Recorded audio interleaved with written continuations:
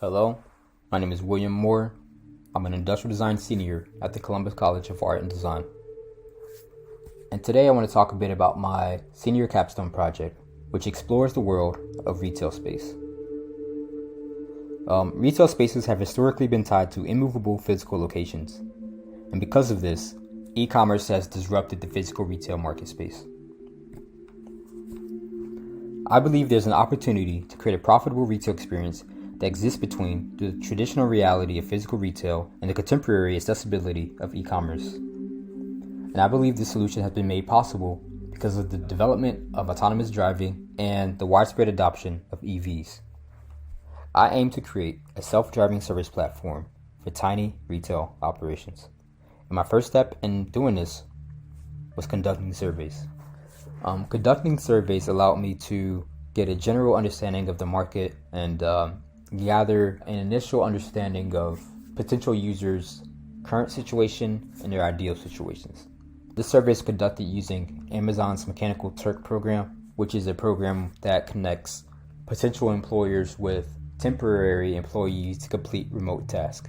Amazon's MTurk program, their user base are majority white-collar workers who are college educated. The genders are pretty much 50-50, and the ages skew a bit younger.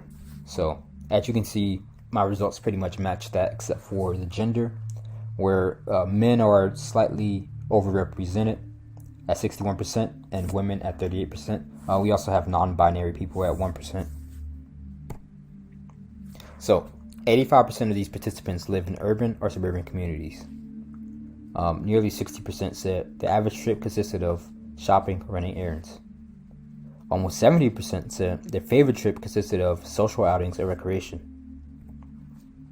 So both for the average trip, shopping and running errands, and the social trip, the favorite trip, which was social outings, they're both generally a short drive away. I could confidently say that more for the average trip, which is 64% of the participants. The favorite trip is only at 45%, and the next highest category is at 32%, which is my favorite trip is a considerable drive away.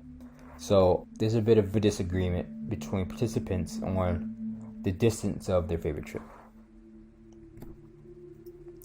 I also asked, what is missing from your community? As you can see, shopping at 29% is the top category. But one of the biggest upsets about the results from this question for me is how low social space and entertainment is at only 8%.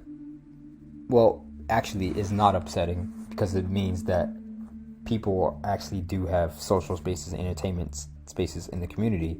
The only thing they're missing is shopping. So glass half full, I guess. So I re-asked the question again, but this time I added a short caveat. The answer to this question can be as wild as your imagination allows. Adding that sentence changes the dynamic of the question because instead of asking a pragmatic question of what is missing from your community, I'm now asking participants to tap into their creative resources to answer the question. 46% of participants, said some type of attraction, something that's stimulating and has some type of sensory element. And I chose the word arousal to describe the emotions associated with the attractions that these participants wanted. Keywords for this desire is theme parks, skydiving, and the Las Vegas Strip. Now, 44% of people said something to do with nature. And this wasn't nature, no one really said anything like they wanted to run 50 miles across the Grand Canyon or anything like that. All of the nature, responses had to do with peace and serenity. Keywords for this desire: forest, waterfall, and hiking trails. So for our first archetype, the arousal archetype, they seem to hover around the 27 years of age, have one housemate, and live in an urban community. The people of the arousal archetype are categorized by their desire for high stimulation.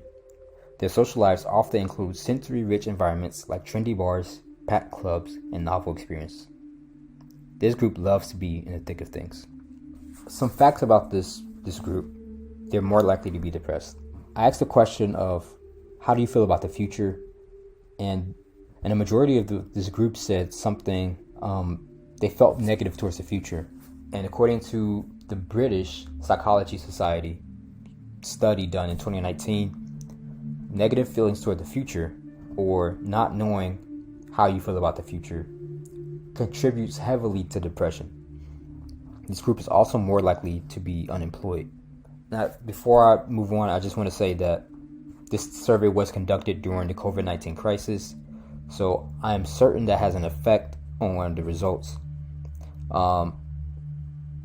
So it seems as if COVID-19 has hit this group the hardest amongst the archetypes. This group is also more likely to be a tastemaker amongst friends.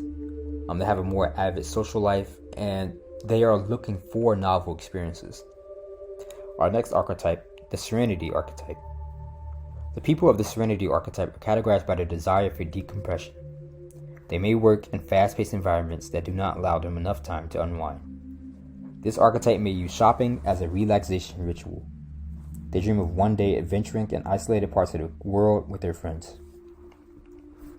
This archetype had a much more positive view of the future, more likely to work in tech, and more likely to be an early adopter.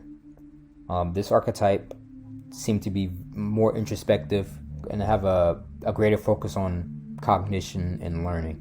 The average age of this archetype is 32. It's two housemates, and live in a suburban community. A little word about these archetypes before I close this presentation. These archetypes aren't set in stone for participants. These are based on desires of the moment. How do you feel right now? There are some times where I may desire to be in a stimulating environment, and there's sometimes where I want to be, I want to go hiking and be at peace. These aren't like glued to the people. So with that, I want to thank you for listening to me talk about my project, and I hope to speak to you again. Thank you.